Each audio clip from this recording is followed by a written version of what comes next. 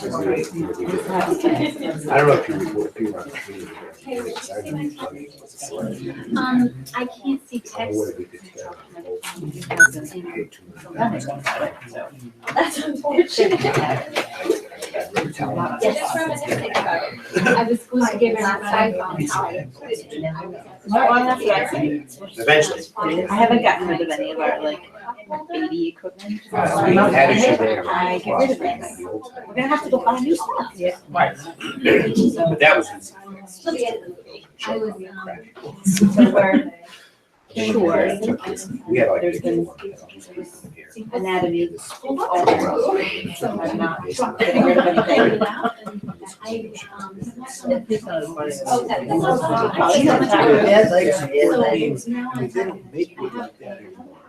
Took it, I picked it up, put it on, so maybe you could take this home. It's really the whole thing. Oh, we should get rid of this. It was like, it's like complete transparency. It's like, oh yeah, one, by the way, two, one. That's nice. Such a cool building. July. We arrived. Like in the like your time. Wednesday, Thursday, Friday, Saturday. We check out a doctor call on It's just a Sunday. neat building. To go to a condo. Structure was small. So it's both days.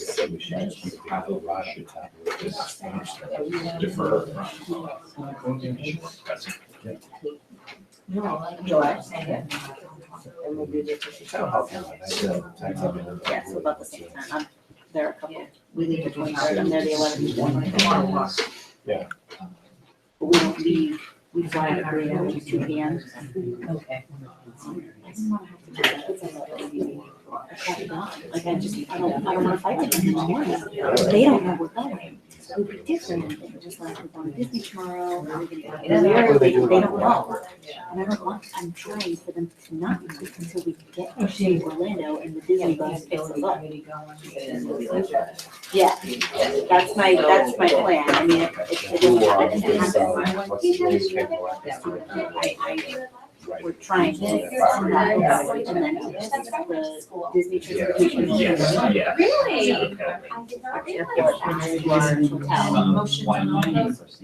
Which is the hotel that we're at. Yeah. That's really funny. Yeah. It's just not familiar to me, but I just. So we'll have like an evening to kind of walk around and check out all the other Actually, schools, go on. like the restaurants. So it's getting so fast. So we want that long for bedtime. Interesting. That's really funny. I'm sure I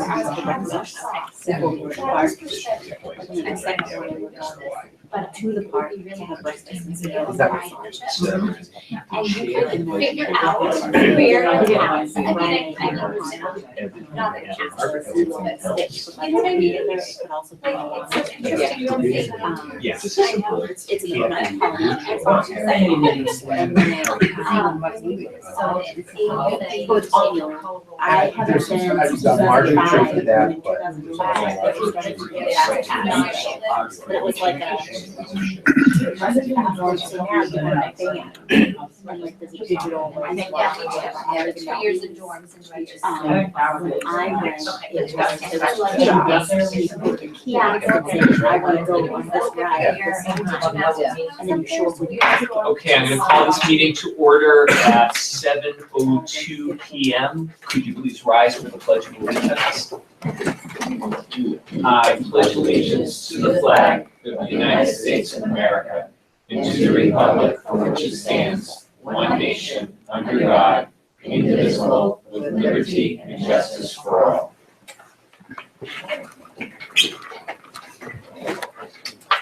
Good evening. Per school committee policy BDA, which is school committee organizational meeting, I, as the superintendent of schools, do call our annual organization meeting to order, specifically to allow for the election of a new chair who, once appointed, will preside over the remainder of the meeting. So at this time, I will take a motion for a new chair of the Regional School Committee. I nominate Tana Jango as the new chair of the regional school committee. Second? Any discussion? Okay, so for chair, it has to be by roll call vote.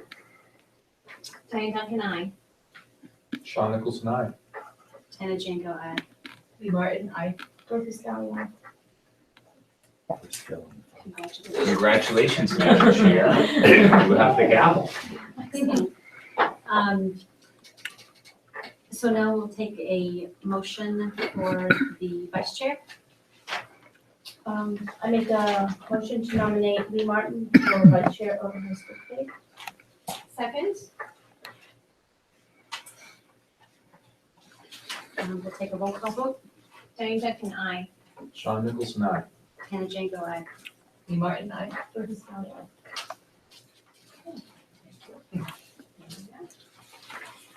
Now we need a motion to approve the agenda. Motion to approve the agenda? second? All in favor? Or any questions? All in favor? Aye. Now we need a motion to approve the minutes from May 8th, the open session minutes from May 8th, as well as the executive session minutes from May 8th. Do we do that separately or separately? Separately, yes. Okay, so a motion to approve the minutes from May 8th, 2017. Motion to approve the open session minutes of May 8, 2017. Second? Any discussion? All in favor? Aye. Then a motion to approve the executive session minutes from May 8th, 2017. Motion to approve the executive session minutes from May 2017. Second. Any discussion? All in favor? Aye. So now we will need some motions to appoint a few people to positions. A nomination for the secretary.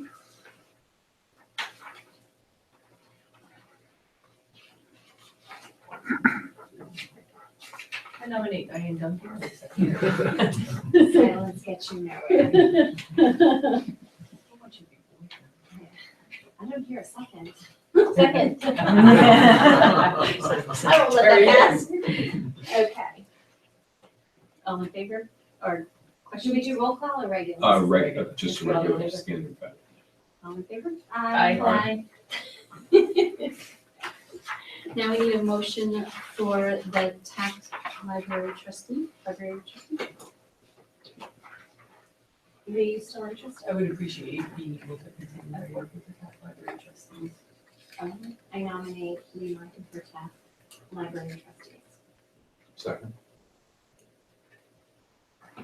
All in favor? Aye. Aye. The Restine Fund representative, in the past it's been me. Has to just be one of the Upton representatives. Joe, can you describe that again, the Restine Fund? So the Racine Fund is a private foundation named after the Racine family.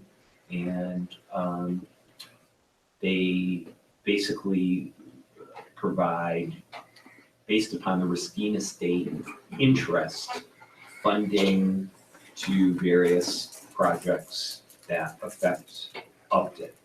So typically, they have a certain allocation for the school district each and every year.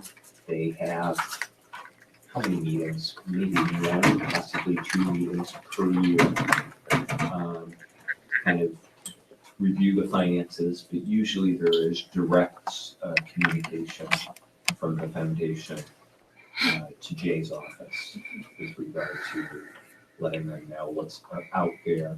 And usually when we put in for some type of funding, a lot of times it'll be additional resources as far as things to enrich the curriculum.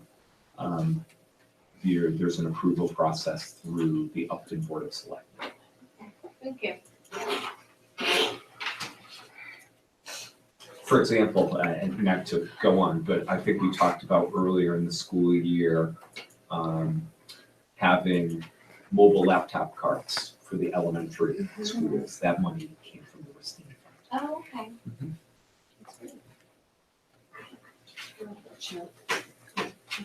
Very nice.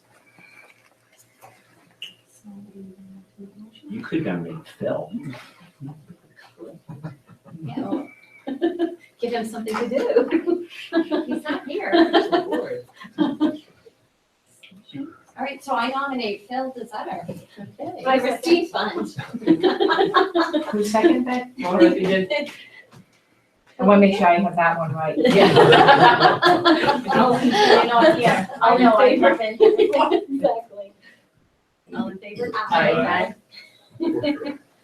Yeah, Phil will be happy. He will. We need a motion for the assistant treasurer.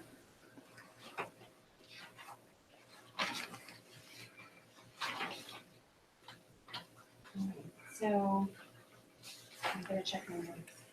So this was, over the It last was Pam. 2 years, it was PM. So maybe if you describe the heavy lift that this So position the has. assistant treasurer, the most work you have to do will be in the next 2 weeks, which means you have to go to the 2 banks and sign the account cards so that they can put your name on the account. Then you have to get bonded, which we do, but you have to fill out a form. Beyond that, I would tell you there's probably little or nothing that you'll have to do. It's a pretty easy job all the way around, but there has to be 2 signatories on all the accounts of the treasurer and the assistant treasurer. And it can't be me on either one because I manage the money, so the law says that you need to have somebody else. So Joe Lakey's been the treasurer for the last 5 or 6 years, I would say. Mostly because he's in the office here, and in case something comes up that has to get signed, he's here. Assistant treasurer, the only thing I would say is that you probably don't want to appoint somebody that may not be on the committee a year from now, because then we'd have to go through this all again, get all the signatures again. But it's totally up to you guys. I don't mind doing that. I don't mind. Or Sean, do you want to do that? Doesn't Doesn't matter. make any difference to me. I'll strive for it, but. No, it doesn't You tell matter. me. I'm willing to, I live just here, so. Yeah, It's it's not that hard. Right, to do. you actually, Okay. All right, yeah, sure. Okay, so I nominate Sean Nicholson for assistant treasurer. Second. All in favor? Aye. We need a motion, now we're gonna make a motion for Joe Lakey. Lakeview Yes. to. Well, it's up to you. To be treasurer. It's actually Well, within your you guys- discretion. You guys probably do need somebody here on campus available to do that, so. So I make a motion to nominate Joe Lakeview for our treasurer. Second. All in favor? Aye. Aye. Joe's okay with that, right? Doesn't matter. He's not. He's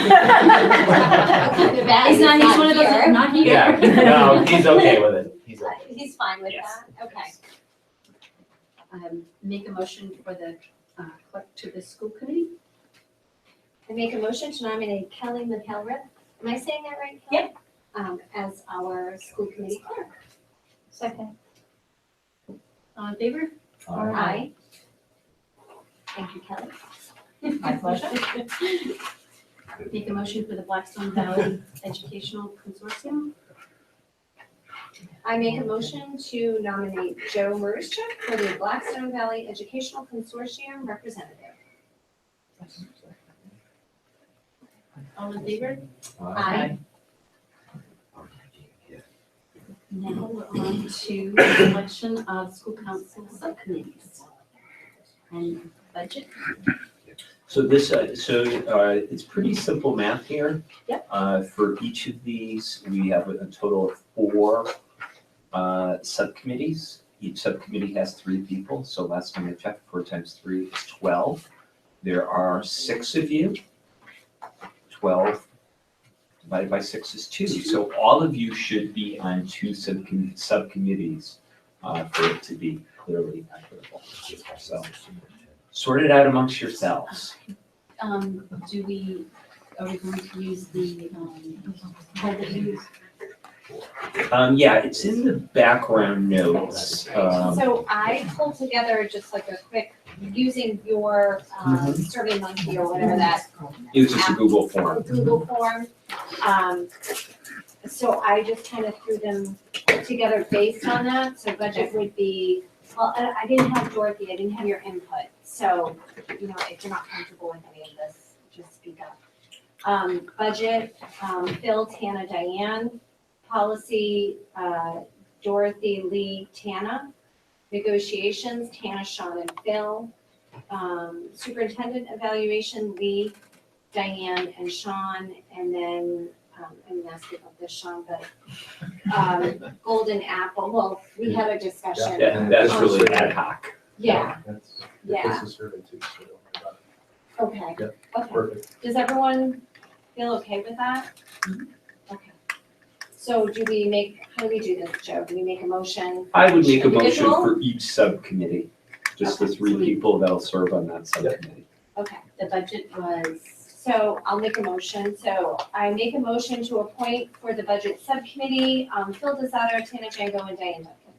Is that good? second.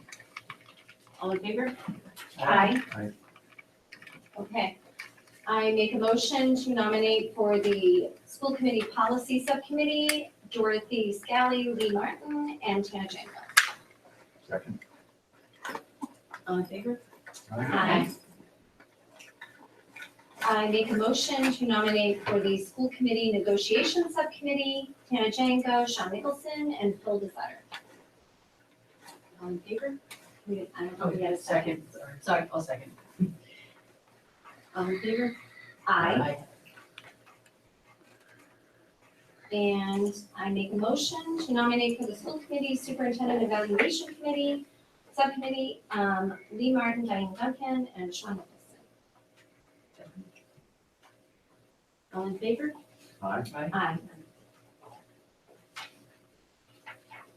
And we'll continue to do Golden Apple ad hoc. I know you said that you, Yeah, do and I'm, serve on I that. love doing it, so I'm happy to continue, and Sean, if you want to join us. Yeah, I do. Yeah, I will give up.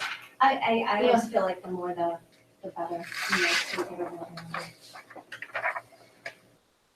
So that's good. Okay. Are we all reorganized? We are. Okay. Thank you.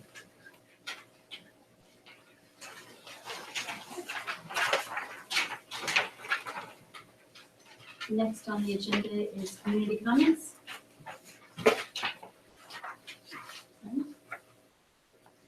Okay, so if we can move along to superintendent comments. All right, well, good evening. First and foremost, it's not on the agenda, but I want to welcome somebody in the audience, and it's Joshua Crosby, who's here. He's very nicely dressed in his scouting uniform, so I just want to say welcome, Josh. Good to have you here. Thank you. Is this for a badge or something? Yeah, this is, I have to attend some meeting or something and take notes for requirement for the Boy Scout Communication Smart Badge. Okay, cool, excellent. We're glad you joined us. We'll take copious notes. Excellent. First off, an agenda, once again, we had a very, very successful commencement exercise last week. As a matter of fact, two of you had kids who graduated. As I said in my speech, they were a class small in size, but very high in stature and achievement. So we're very proud of the 120 students that graduated. Also a real successful week, as I put in the background notes, once again, the second year that we did the senior walk at the two elementary schools and the middle school. Very, very touching, both from the students' perspectives, but also seeing their younger peers and the staff members and the effect that had on it. So something that we're very, very excited about maintaining. Just to kind of give you an update with regard to enrollment, I think we have, we've got a bit of a pleasant surprise in the sense that as I do each year, particularly around budget time, when I give the enrollment projections, I believe I said that we would be looking at about 35 fewer students in the district next school year. Well, today on June 5th, I'm going to eat those words for the simple reason that we are getting a larger kindergarten enrollment than we anticipated. But the big mover is the number of students that we will have matriculating to NIPMIC. In our enrollment projections, we had something in the ballpark of about 150. And we used basically a 5-year average percentage-wise of how many kids from the 8th grade matriculate over historically.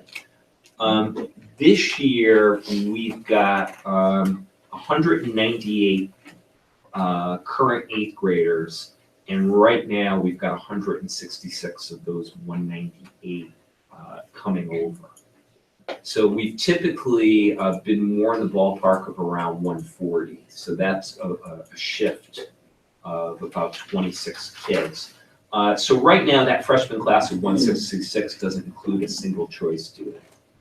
So I think that, you know, as I say in the background notes, what has been down this year has been, first of all, the number of applicants to BVT, and then the number of, therefore, acceptances, and therefore the number of enrollments. We have right now, as of the last Friday, a grand total of 28 this year's 8th grade class going to BV2, whereas it's typically been trending more in that 45 range. So in many ways, it's a good problem to have. So I will keep you posted. You know, as I also say in the background notes, at times BVT seems to go through a wave of acceptances where they'll do an initial and then they'll do a second. And, you know, I had an in-depth conversation with John Clements, and I said, well, you know, we've got these 166 kids locked into a schedule. We've already shuffled the schedule. Are we going to get, you know, July surprises and August surprises? And he said, you know, unfortunately, sometimes that happens, but, you know, they'll call another round. But, so that's where we are, and I will keep you posted. Like I said, our kindergarten is a little bit higher, particularly in Upton, but we were also anticipating a bump in 17-18 based upon the birth rates in 2012. Okay.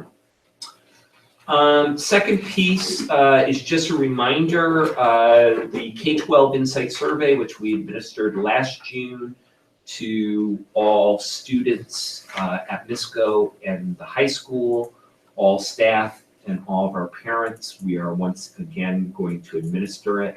We're looking to open up that survey for 2 weeks, starting 1 week from today. We will have direct notification to parents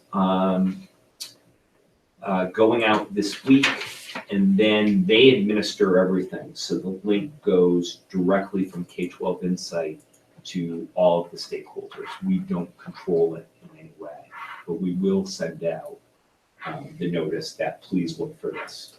Okay. And then the last piece is an update on the FY18 budget.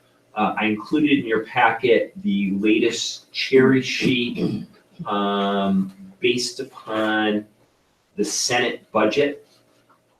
So last week, the Senate passed a $40.8 billion budget. And initially from the Senate Ways and Means proposal, we actually were looking at a loss of about $17,000 in regional transportation. However, Senator Ann Goby, who's from Worcester County, who also represents a lot of regional school districts, put in an amendment to restore the $1 million. So we're basically back to the status quo of what the House budget had us at.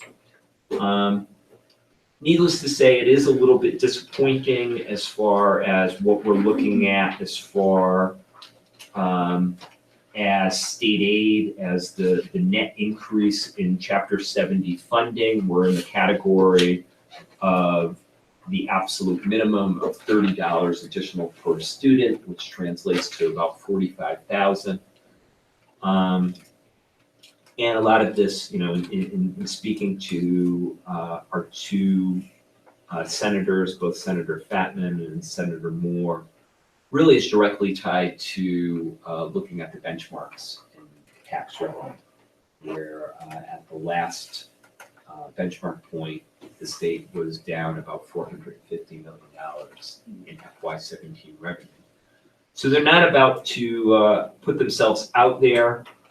They did put in language toward some of the recommendations towards the Foundation Budget Review Commission recommendations, largely around the Chapter 70 formula. But at this time, there's absolutely no positive effect in Chapter 70 funding, at least for FY18. So that's the status quo.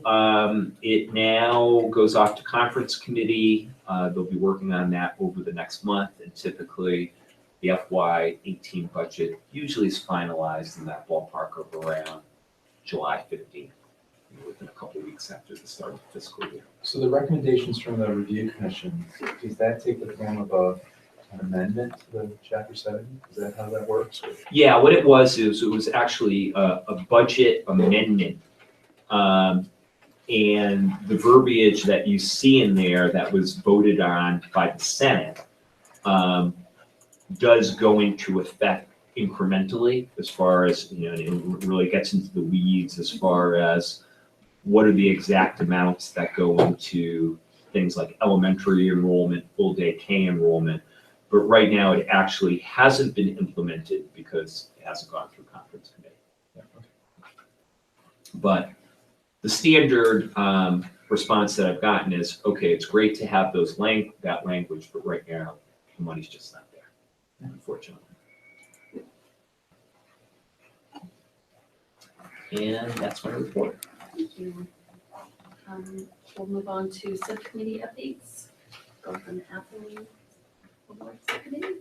Yeah, so the nomination form went out, and nominations will be open till June 12th. So we encourage, you know, parents in the community that this is a nice opportunity to nominate, not necessarily an educator, but somebody who works in Mendon-Upton Regional School District that you feel has gone above and beyond the call of duty. And the form is very quick and easy to fill out.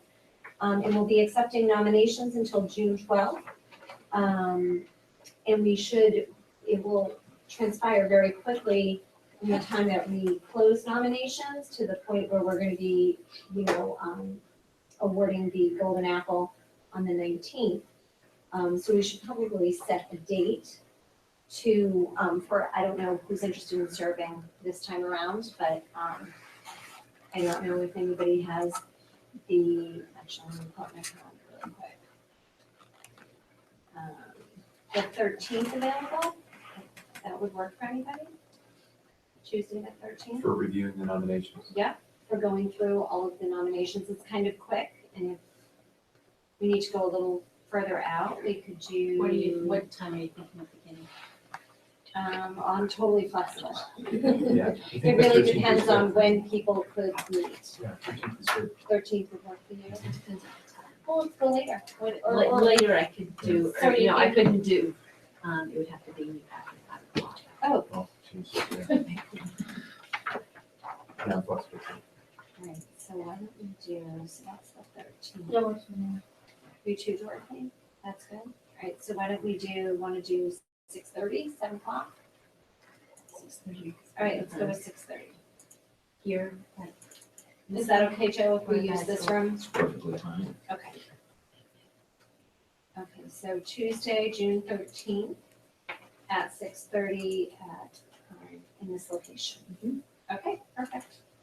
Thank you. So then we'll report out on the 19th. Yes. Sounds good.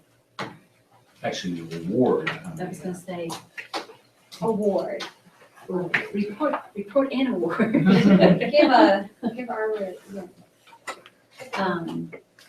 Next on the agenda is this negotiation subcommittee. We met 2 weeks ago, 3 weeks ago. I feel like it was 3 weeks I ago. think it's more like 3 weeks ago. Mhm. 3 weeks ago. And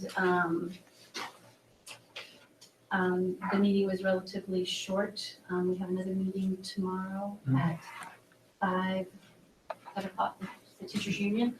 And looking forward to moving forward with the negotiations.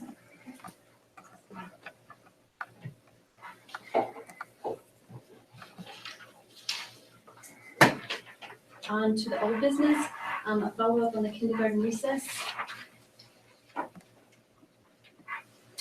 My understanding, Dorothy, you were present at that meeting, right? Is the, Jan Gallagher and Deb assembled a group of teachers, predominantly kindergarten teachers, because I think the focus of the meeting was on how kindergarten is used. And parents, back on the 15th of May. And really the focus of the discussion was on kindergarten recess and use of unstructured playtime and free time and so on.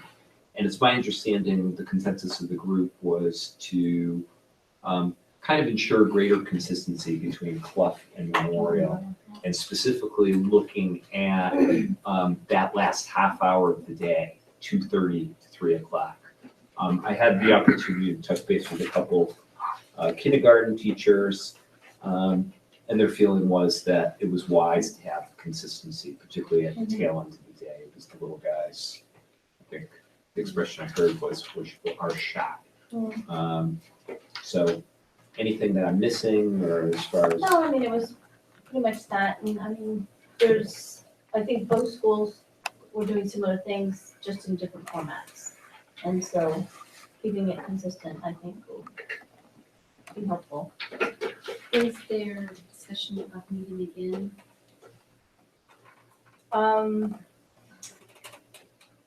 I think they were just gonna go ahead and look at changing the schedule on Memorial. Okay, The plan was is to kind of, Clough was gonna send over some schedules, and they were gonna kind of look at what they were doing and then change the schedules at Memorial and have it kind of uniform. So the idea was that the issues, whatever they were, would be resolved if these changes would take place? Yes. Okay. So the last half hour in the school day being for non-structured playtime was satisfactory? Good, that's cool. That's great. I think it's awesome, because I I mean, I think think there it- needs to be greater consistency Yeah. between our two elementary schools. But I also think that making sure that happens speaks to social emotional learning and having that opportunity to be refreshed and to bring your best self to the table, when you're a little guy like that. So I think it's great. I think it's great that people are willing to work together too. it's a nice collaborative effort. Yeah, I Between the think, two I mean, schools. it was a very collaborative effort, and I think, everybody felt like they got up to the table and that Felt like we wanted to be moved forward. accomplished was accomplished, and Good. as long as everything proceeds as expected. Which I would expect that it would, so. Yeah. Well, I'm sure that if it doesn't, somebody will come forward and let us know. No, I mean that, Yeah. I mean that genuinely, like Yeah. that if they feel like the problem hasn't been resolved and that students aren't getting what they need, then somebody would speak up and we can revisit it and make sure that what we said was going to happen is going to happen. But I trust that it will. I agree. I have full faith in that collaborative effort that it will be resolved once they get everything in line for next year. So I think that's great. Should we check back with anybody on that? That's the reason I was asking if there was another meeting set up, but you feel that right now, There was not another meeting set up. You can always, under old business, Can maybe bring it back up and. bring it back up as Yeah. far as, some Maybe specific in the steps fall. that have been taken. Yeah, Or just, I mean, they were planning to implement it right away, oh, so, they were, yeah, so I would guess that we can check in and have a report back by the 12th. okay. I was gonna say, can we just add it to our agenda for old business, and Joe, could you reach out to both of our principals and check in to see what changes have been made and make sure that there's that alignment? Sure. Thank you. On to new business, I believe. The presentation of the data related to inclusion practices. Okay, well, thank you again. I have a really lengthy slide presentation here. As a matter of fact, it's 37 slides, which is just ridiculous. Okay, so some of these I'm gonna go through very, very quickly. Data, when you're really trying to answer some questions, can be very, very overwhelming. And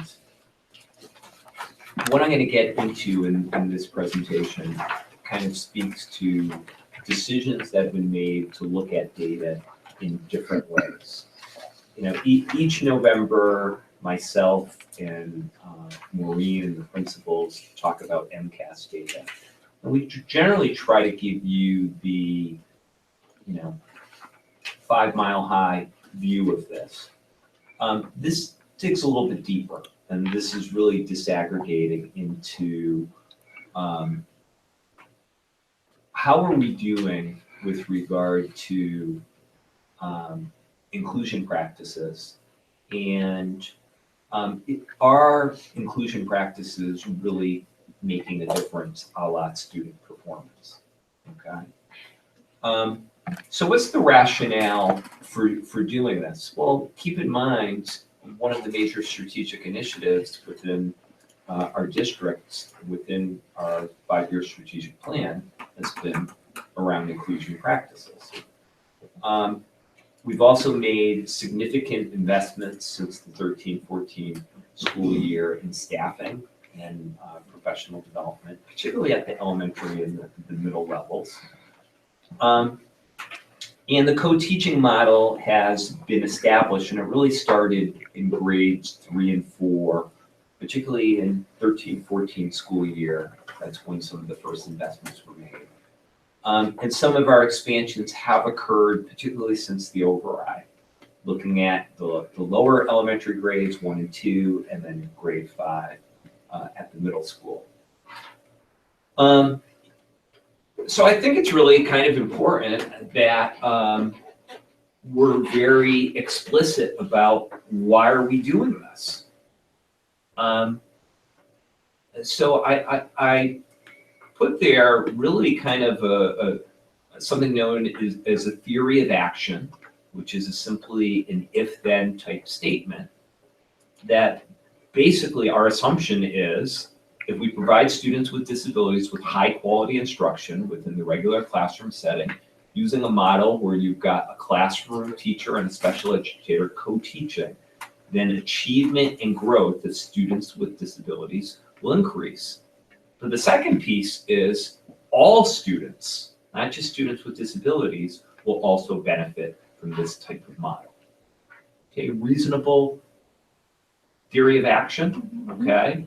And really underpinning that theory of action is the fact that we want all of our kids to get high quality content, okay? That we don't want a situation where students,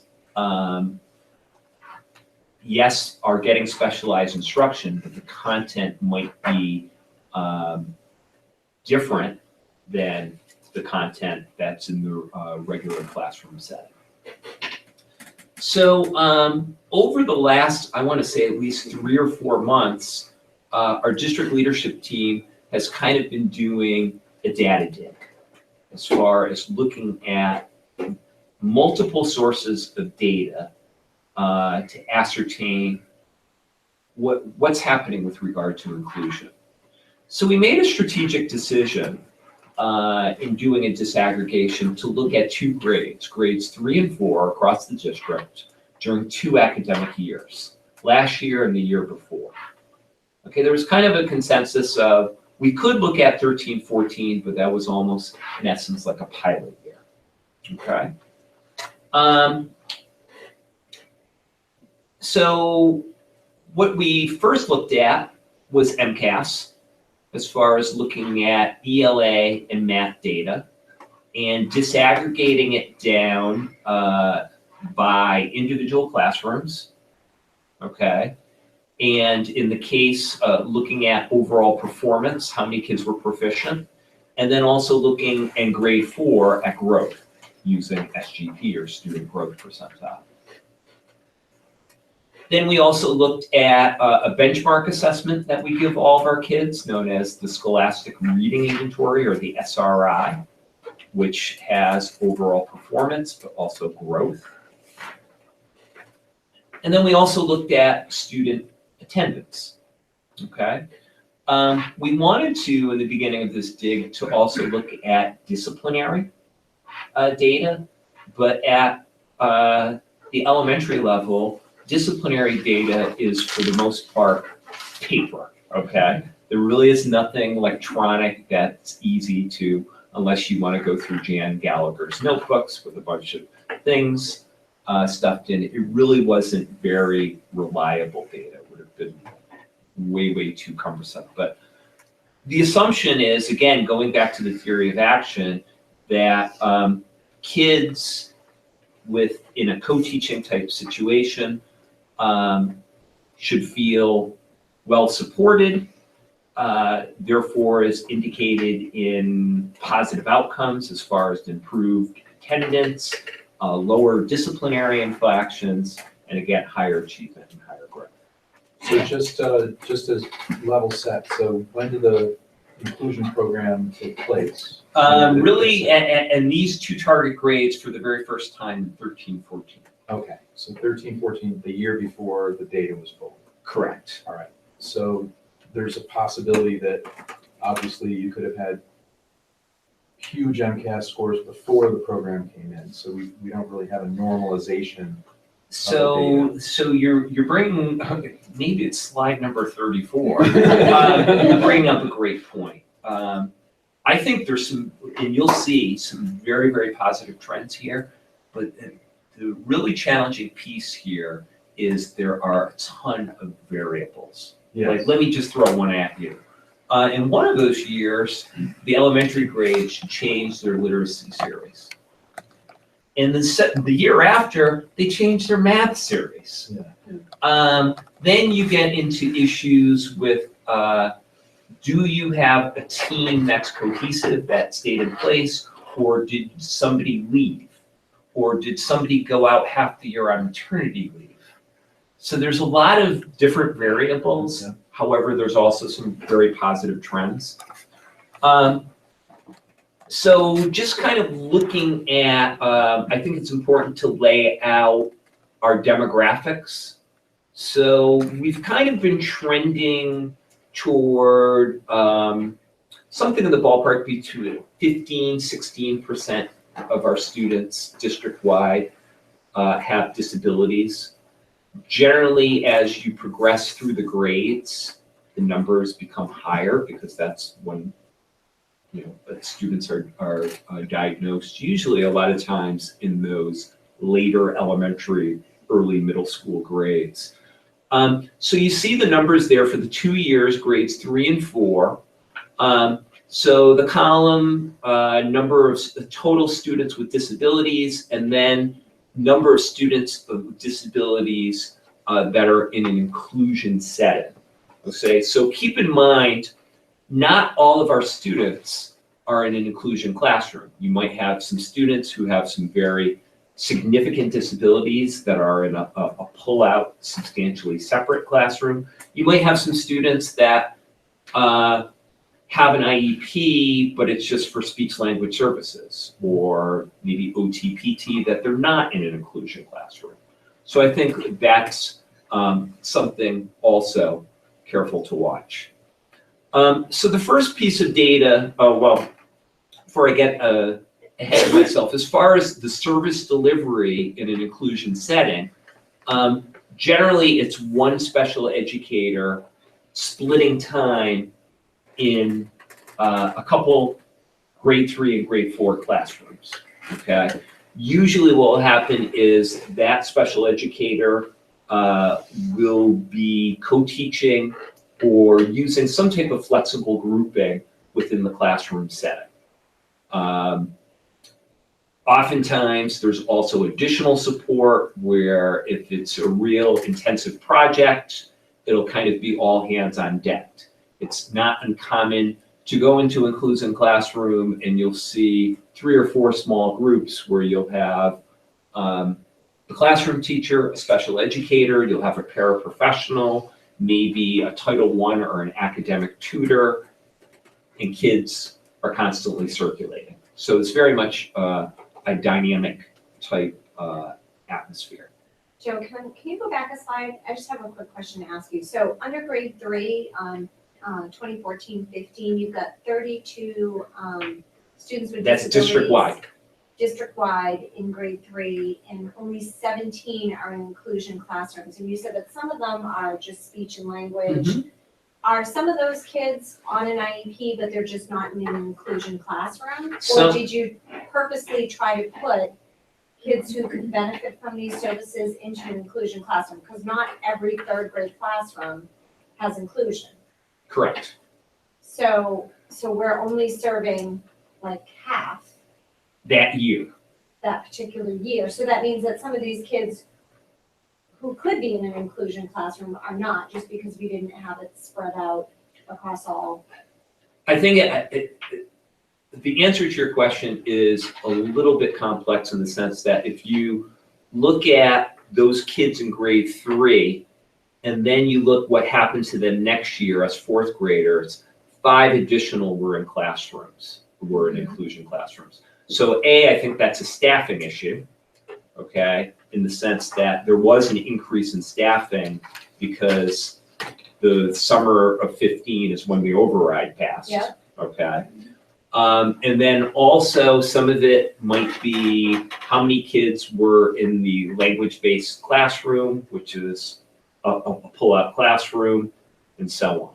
So it's kind of, to answer your question, the 17 out of 32 that year probably directly speaks to a staffing issue, but it's also with that particular class, you might have a higher degree than usual in a substantially separate type setting.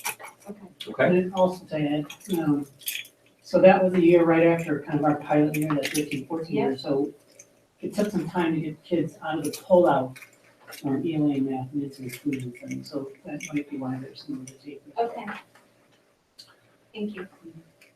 So, and you're bringing up, please ask away. You're bringing up some good points, and the deeper we get into this, data is extremely messy, and you're going to see some messy things here. But this is the standard slide that we typically show every year during the MCAS presentation. So if you were to look at grade 3 MCAS, ELA, and a wider trend, and I believe what we have here is what, about 8 years worth of data points. You see the trend in green for our district, and you see the trend for the state. Okay, so, but overall, a gradual upward trend in performance with last year, 78% of our kids being proficient. Something that we don't show you is disaggregating, pulling out our kids that do have disabilities. How did they do? Okay. By no means are we satisfied with a hair under 50% of our kids being proficient or advanced, but realize it's been a sharp trend upward. Okay. So what I'm going to show you now is. So this would be including Whether inclusion is. This in is there or not, all kids who everyone, have right? disabilities. Understood. Okay. So what I'm going to show you now is these are the 8 third grade classrooms in the district. Okay. The ones that you see in orange, yellow are inclusion classrooms. Okay, and so I just wanted to show a quick visual reminder, a visual representation rather, of what it looks like. Okay, so you've got classrooms that are inclusion with co-teaching going on that are pretty much very comparable to what the average proficiency rate is. Okay, so this was in the 14-15 school year, and again in the 15-16 school year. So if we take a look at the math trend, again, a nice trend upward for the district, where 87% proficient in advance. But again, just like with the ELA, a nice trend upward for our students with disabilities. Okay, as you compare it, relatively speaking, to the state, which is relatively flat. So again, looking at our math, if you look at the grade 3 again, in yellow are the inclusion classrooms. This is actually trends at average or higher than the non-inclusion classrooms. So this was 14-15 school year. Here is the 15-16 school year, again in math, those same 3 inclusion classrooms. One of the 3, it was 100% proficient. It's impressive. Very impressive. Was that the same, does that reflect the same teachers? Yes, it actually, a great question.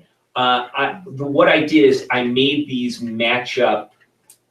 There's no identifiers by school or by teacher, but they are consistent. The only place where they're not consistent would be in the event that there was change from 14-15 to 15-16. And we did have a couple instances of this. So again, looking at MCAS for grade 4, okay, there was overall, and I should say about MCAS grade 4, those poor 4th grade teachers, no matter the district, it's always the grade that gets beaten up. I know from my Mansfield days. It's of all the tests, it's the test with the highest cut score. Okay, so it's a challenging because it is a gateway grade. But you see an overall upward trend in the district, overall flat statewide. But again, that same upward spike in the performance of our students with disabilities. Again, we're nowhere near where we want to be, but it's a positive trend.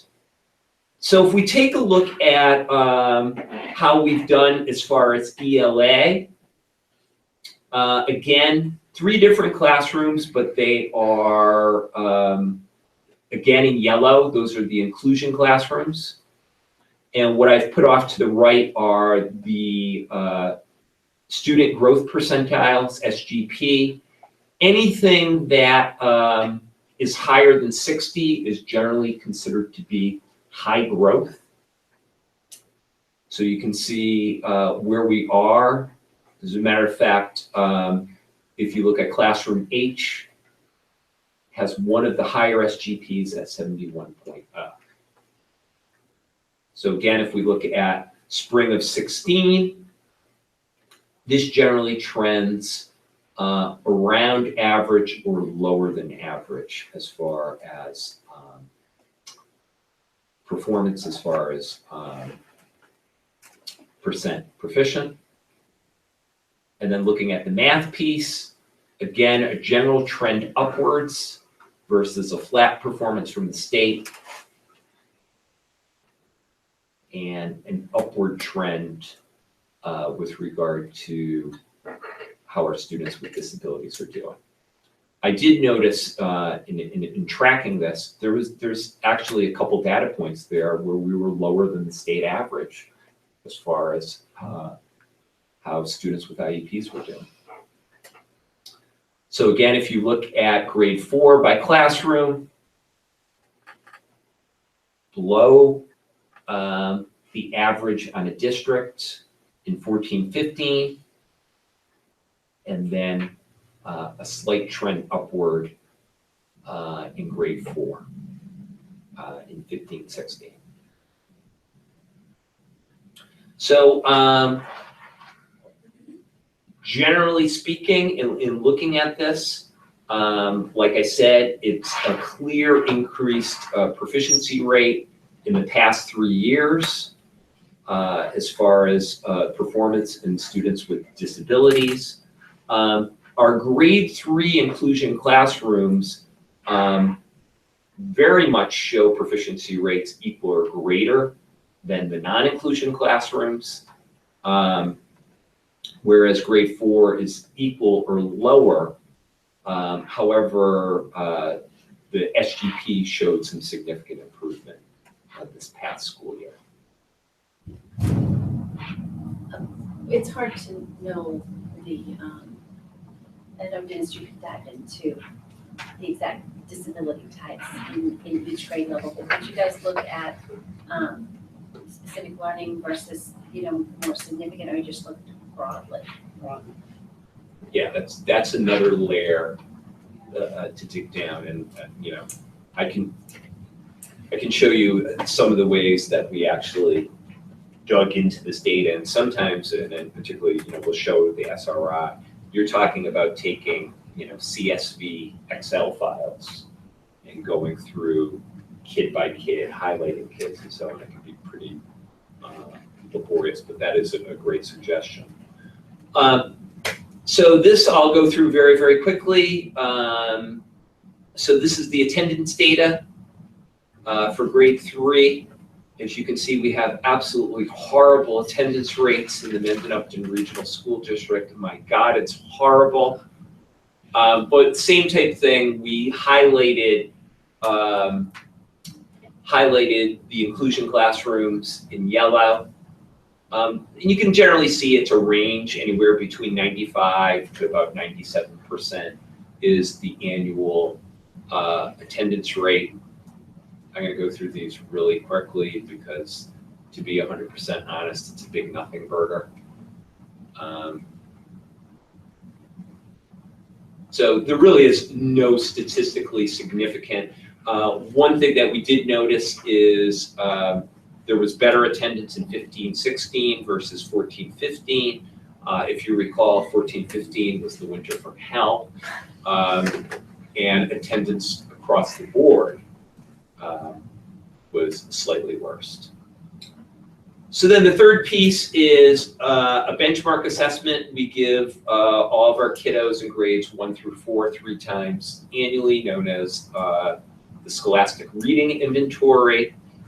It's generally used as a benchmark assessment to help really inform progress to our classroom teachers. It's another data point. The data is reported out on something known as Lexile Score, which is just another metric in looking at is the student on grade level as far as reading for their grade. So we chose to take a look at this data in looking at growth, movement of Lexiles.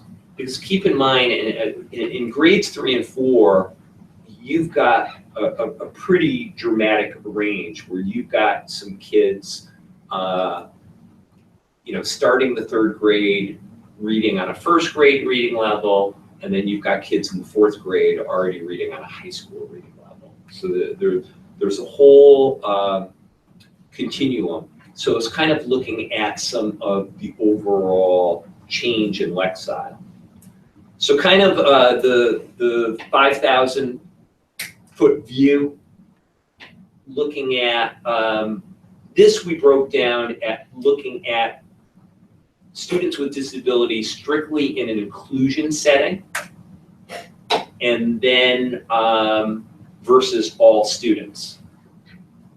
So if you take the median growth of the students in third grade, it's about 225 versus all students, 130. You see a pretty significant difference as far as the inclusion students, as far as the gains that they've made, particularly at grade 3. Grade 4 also a difference as far as increased growth versus looking at all students. And I'll drill it down a little bit more. So that was the data for 14-15. Here's the data for 15-16. Again, it very much mirrors the previous year where there's some real significant growth happening in grade 3. So again, drilling that down by individual classrooms, and this is a little bit of a different look at it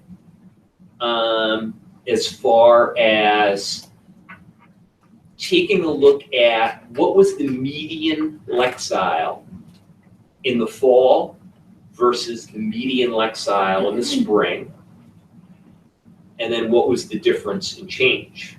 Okay, so if you look at that bottom category, that bottom row rather, that's all the kids, Clough and Memorial in third grade.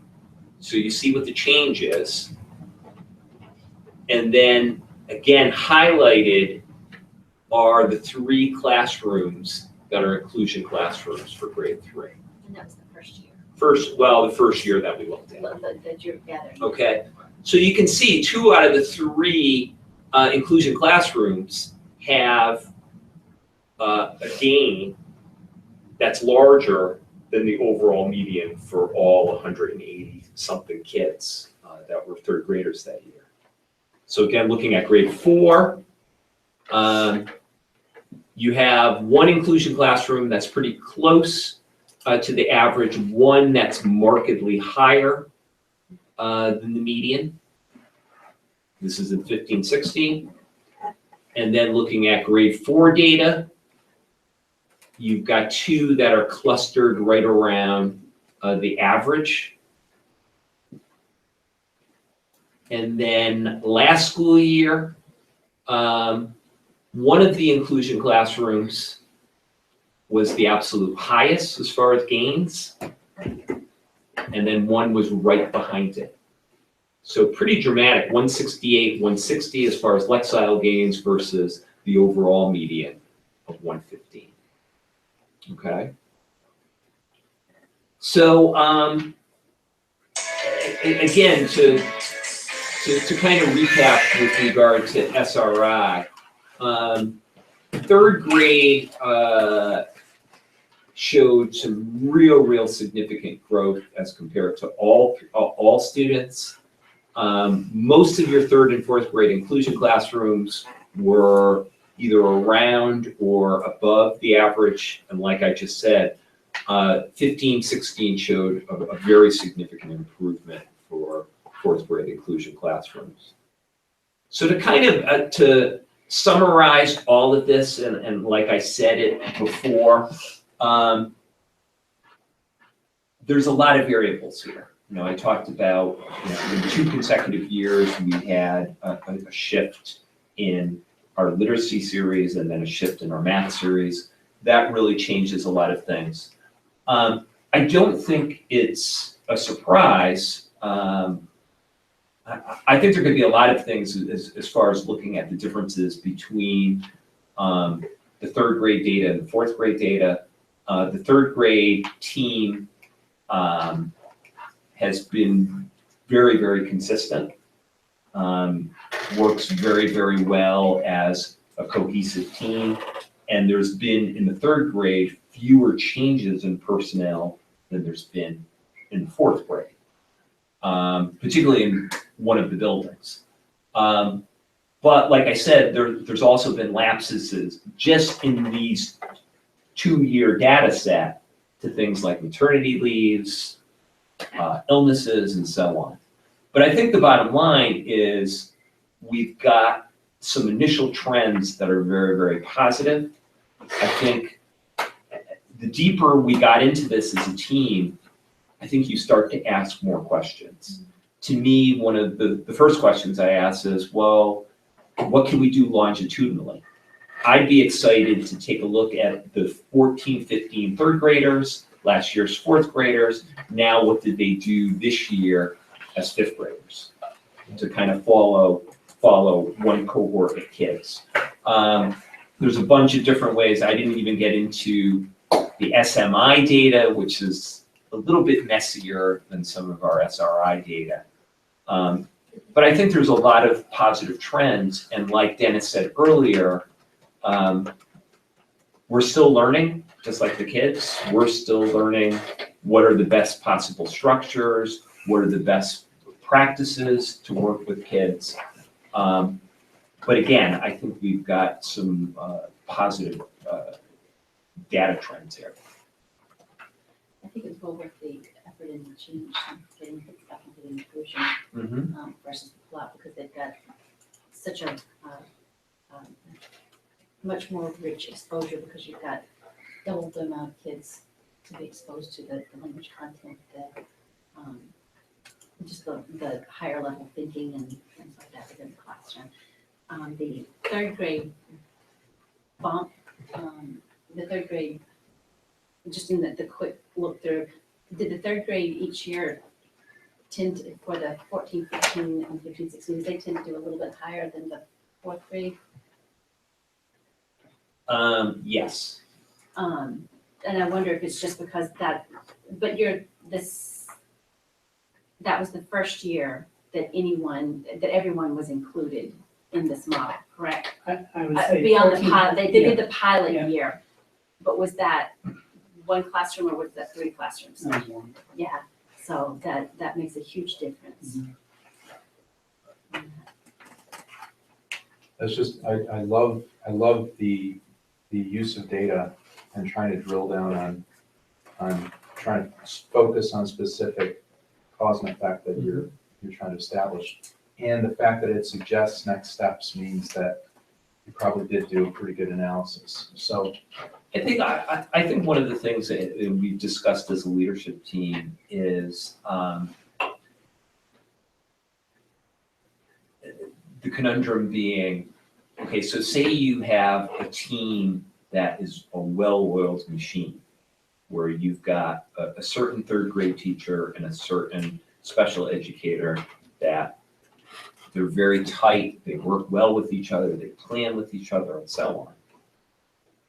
Do you keep that well-oiled machine together, or does the philosophy need to be, hey, everybody in the third grade team needs to be an inclusion teacher? So you share the wealth, so to speak.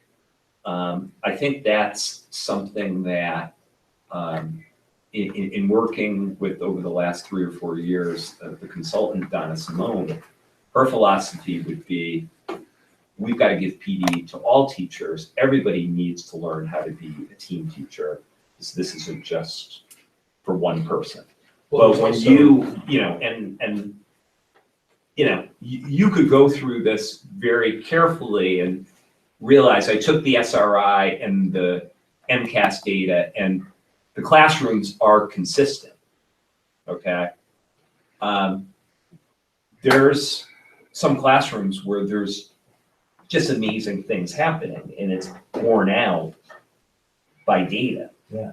And you see that type of data and you see the effects that it's had on individual kids. I was the person pouring through the SRI data. We've had some kids that, their Lexile gains were like 500 points in 1 year. And you drill down and you say, okay, I need to shadow that little kid for a day and see what's actually happening to make that powerful a difference. But I think that's the conundrum, when you know that there's some real powerful, amazing things happening between this team of teachers. You don't want to break up the band, so to speak. So, I'm sorry, go ahead. Well, I was just thinking to that point, Joe, when you did your pilot year, 2013-14, how did you identify which classrooms were gonna pilot this inclusion program? Did you do it based on, like, I'm just kind of interested in general, like, did you identify a team because you felt like this teacher would lead this practice the best? I think it was a bit of all of the above, right? And so it was actually on one of our PD committees, one of the professional development days, there was a focus group on inclusion. So there was general ed teachers that were really interested in doing more on inclusion. So they kind of became guinea pigs for us, so to speak. And then we hired a special education teacher and made sure that those general ed teachers that could be working in a team were part of that interview process. So we kind of started the connection right away with the hires for that special ed teacher and the general ed teacher. And so they took it from there. Was there any selection of students, specific students to participate in those settings? It was just by the grade level, and certainly we took into consideration what kids would definitely benefit from the inclusion cohort. But also kept in mind, some of the kids are still receiving services from the pull-out, and, we're making, effective progress in that area as well. There's two things that jump out at me from this data.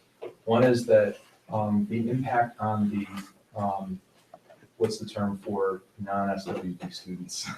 Typical developing students. The impact on them, I would start focusing on them as well, to see what they're. Yeah, that's another disaggregation where you can pull out just typical students that are in the inclusion class. And then the second one is, I would go back further in history to try to get a baseline. Yeah. Because you may be in the middle of the impact of the program actually decrease the values, and you're seeing an increase back to the mean. So you don't really know that unless you look further back in history to establish. Correct. Yeah, I think this clearly has a lot of limitations. Yeah. And it's clearly only a 2-year snapshot. But I think it was important to go through this exercise because, again, we've made inclusion one of the major initiatives within this district. And I think it's a bit troubling to see how few districts actually track this very, very carefully. It's also really troubling to see what little research is out there, some real solid quantitative research around the benefits of inclusion. I think most of us feel like inclusion is like motherhood and apple pie, that of course I want my child in the least restrictive environment and they need to be with their peers and so on. But I think it's incumbent upon us that we need to track this data. We need to see what are the positive effects of this, if any, if for no other reason, the amount of time, money, and energy that's gone into it. Yeah, definitely. Okay. And, I'm sitting here, you've mentioned a few of the factors. I'm thinking of 10 more factors in my brain. Yeah. That skew this data. And I do think it's also important to always look at multiple measures. We don't have a lot here, but again, this becomes messy and troubling again next year because this year the kids got the MCAS 2.0, and are we talking something that's apples and oranges versus the legacy MCAS test? So the other thing too is, when you started this, you talked about, what is the purpose? And it was kind of a dual purpose. It was to increase, the growth for our students with disabilities, but it was also to lift up our students that are typically developing. And it really depends on what your true focus is too. Like if it really is about the students with disabilities, keeping them in the classroom and delivering education in a way that they're not missing out on the classroom experience and a lot of content, then maybe focusing in on those students, if this is, the biggest reason why we're doing this. That's correct.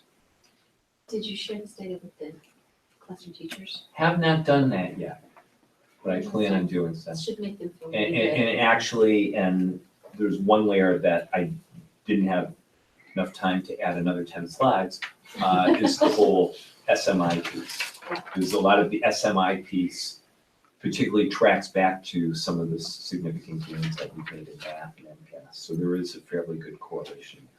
I'm sure the teachers will feel a lot of pride and Yeah, they should. validation in their efforts. They certainly for should, inclusion. because it really is making a difference. Yeah, and it certainly has probably changed the way to deliver education for those inclusion classrooms. There's a learning curve to that and an adoption of a different philosophy. Absolutely. It's exciting. Cool. Thank you.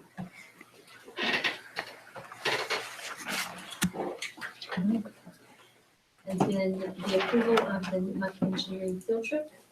Okay, so speaking of exciting, Oh. just as a background, this is actually pretty cool. I think you probably remember back in March, Dave Quinn came before the committee to kind of explain what maker spaces are and some of the work and so on. So they've gotten something very modest up and running at Nipmuc. And Dave has paired with Rebecca Ides, both AP Physics and Engineering students, on a makerspace project where they intend this Thursday to launch a weather balloon that they've constructed, equipped with a GoPro camera and also various measuring devices on it. So the game plan is, and they've, his background, his explanation explains it, that they've been tracking weather patterns and wind currents and so on, that if they were to launch it from Nipmuc, it would end up landing in the ocean, which is not what they want. So they're actually, the game plan, and again, it keeps varying based upon the weather pattern, is that they would be looking to launch it at the Nipmuc, and I think this is just irony, Nipmuc State Forest in Union, Connecticut, so that it could land in Upton, okay? That's what he's telling me. So Probably impressed. So, and I don't know if they're that good. So, we had a pretty extensive conversation about it today, and I said, "Are you sure we're not going to get in trouble with, the FAA or anything?" He said, "No. The requirements are the payload has to be under 5 pounds, and I guess the payload is only 2 pounds." So the students are really, really excited. So I think the game plan would be they're going to basically do this over half a day in the morning on Thursday. I think I gave you a link to the website that details, I think it's on the one-to-one learning website, is it not? It is, it's top right of the recent posts. Just read it. They said that having approval for a flexible alternative would be helpful. Does that mean they want to go to Ohio? I think it is, We did some last minute calculations. yeah, I think he says, potentially New Hampshire or something. I said, but I guess they're now doing a vote for different types of tests that they can do with a ping pong ball in the payload. Yeah. Oh, there's our student Yeah, rep. there's There's Maria. Hi, Maria. So like I said, I bring this to your attention, obviously for a vote, because it is an out-of-state field trip. But I just think by the very nature of this project, in my humble opinion, this is more of what we should be doing with all kids, cool. where it's a 'Cause it's completely super hands-on. super and hands-on, super student-driven. And the engagement factor, just the, Yeah. It's cool. Super It's cool. just cool. Yeah. So, Is it cool? That kid is It is, my kids would love this. This is awesome. So, I bring that to your attention for your approval and your entertainment, so to speak. But we can do a follow-up at a later school committee. But, so do we need to grant them permission to? Yeah, travel out just of state? a motion, yeah. How many students is this? I believe it's 15? 15? Parents will know the Yes. destination. Mhm. Yeah, Yeah, they won't take a van to Ohio. It'll be reasonable. Wait, so how are they getting there? Like, are they driving individually or No, I They're taking believe a- Dave is contracted in the US. a minibus? Okay. Got it. Okay, so we need to make a motion. So motion to have the Marker Space Weather Balloon Project field trip be able to go to wherever their launching destination would be. Second. All in favor? Aye. I can't wait to hear the results. Yeah, it's gonna be a lot of fun, yeah. Trust me, they'll document it. Oh, I hope so, I hope. Yeah, Video, Really like like there'll be the, what do you call those cameras? GoPro. GoPros. yeah, and Okay. he told me it's going up 12,000 feet, so Oh, we're wow. talking 2 miles and change. Wow. Be interesting. Interesting, very Yeah. interesting. And he's gonna post all that on the one. Yes. Excellent. It's gonna be a lot of fun. We have 2 correspondents. Yeah, one correspondence, and once again, I will send him a letter on behalf of the committee, but to Jimmy Grant, detailing the money that he raised, specifically, I believe it was $6,000 from his annual golf tournament. Of the 6,000, 4,000 has been fundraised that went to Clough, Misco, Nipmuc, and the Warriors Club.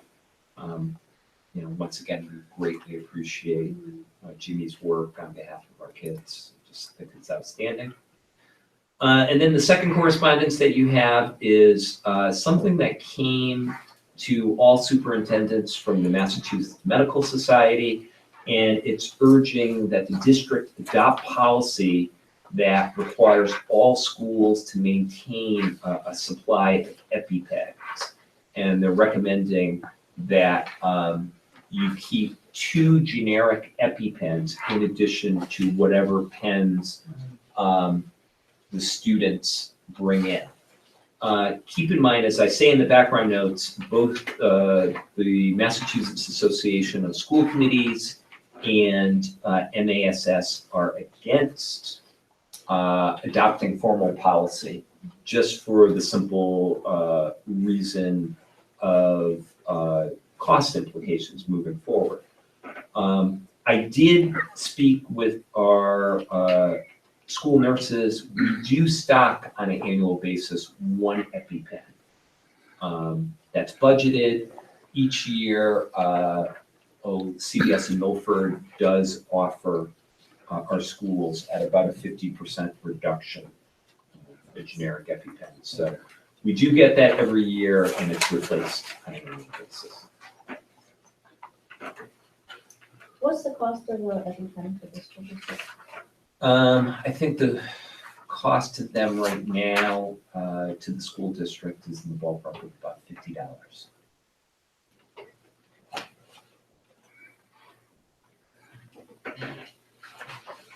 Joe, I have the MAS Summer Institute in my folder.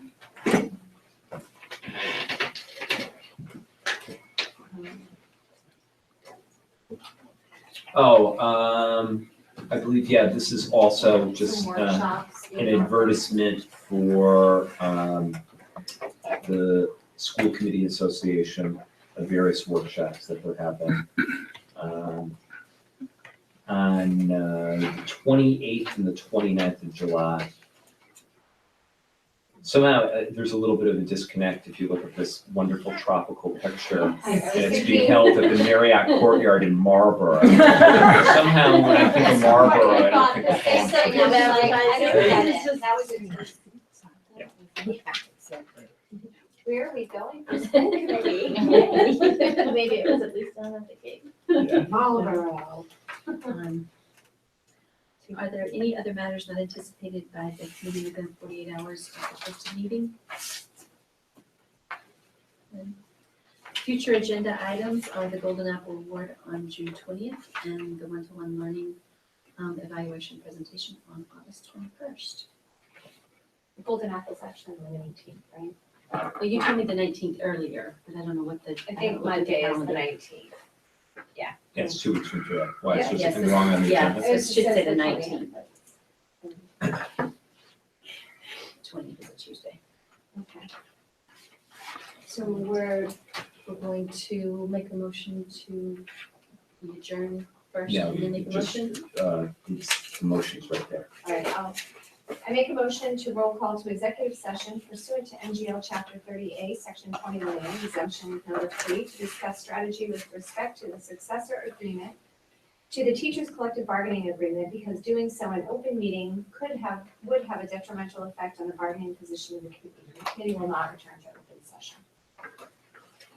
Second. All in favor? Roll So call. it's roll call. Sorry, roll call. Diane Duncan, aye. Sean Nicholson, aye. Hannah Jane Go aye. You weren't on. This meeting is adjourned at 25 to executive session.